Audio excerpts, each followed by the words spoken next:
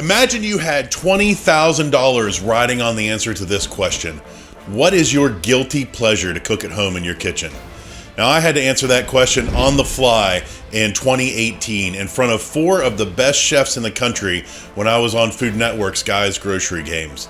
So as I was running down the aisles of that grocery store, what answer leapt to mind?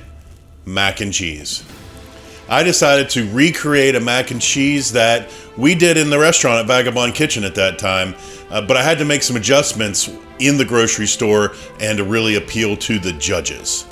So for my mac and cheese, I did a 4-cheese mac and cheese with bacon, onion, and red pepper. There happened to be a 4-pack of cheese that was available on set, and it was blue cheese, chipotle cheddar, cheddar, and mozzarella. So I got to use those 4 cheeses in my mac and cheese, and it was important to me to use onions because when I was a kid, my mom would always put onions in our mac and cheese at home. I also thought I would dress it up a little bit with some red pepper because it would add some color to it, and bacon.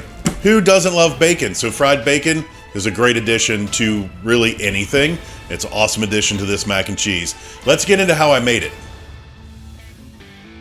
1 pound of macaroni shells, 6 tablespoons of flour, 6 tablespoons of butter, 1.5 teaspoons of dry mustard, 1/4 teaspoon of cayenne, 5 cups of milk, 4 ounces of blue cheese, cheddar, jack cheese, and provolone or mozzarella, 1 red pepper minced, about 1/2 cup of caramelized onions, and around 1/4 cup of bacon bits with salt and pepper to taste.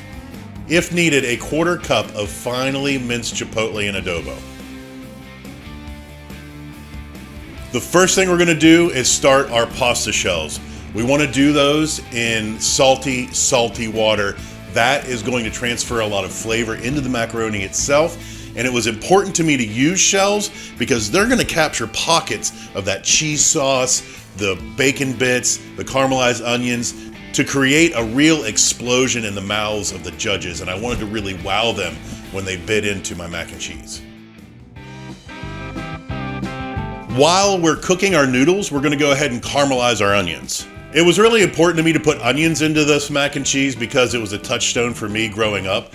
But to add a little more flavor to it, or a little more flair, I decided to caramelize them. Next, we need to start our Mornay sauce, which will be a bechamel, and all that means is a white sauce that's then turned into a cheese sauce. We're going to start that off by making a roux with our butter and flour.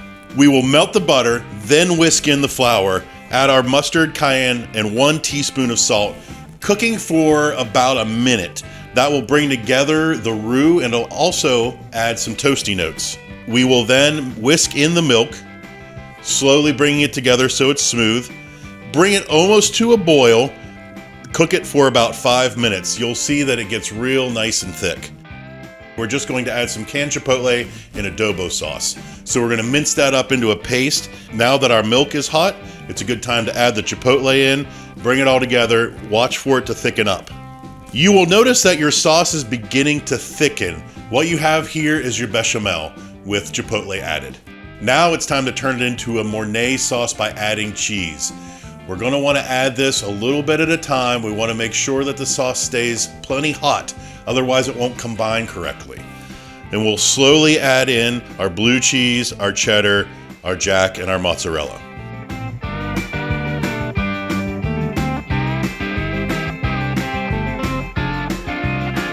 Our Mornay sauce is incorporated. It's looking smooth and sexy. We're going to go ahead and add in our red peppers, our caramelized onions, and our bacon bits. Mix that really well, then add it to the shells.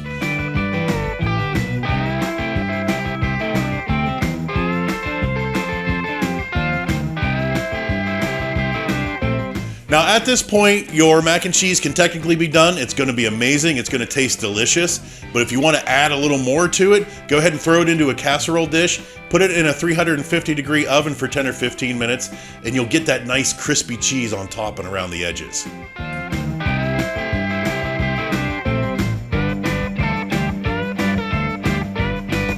Now, I'm not saying that this mac and cheese will win you $20,000, but I am saying it'll make you feel like $1 million.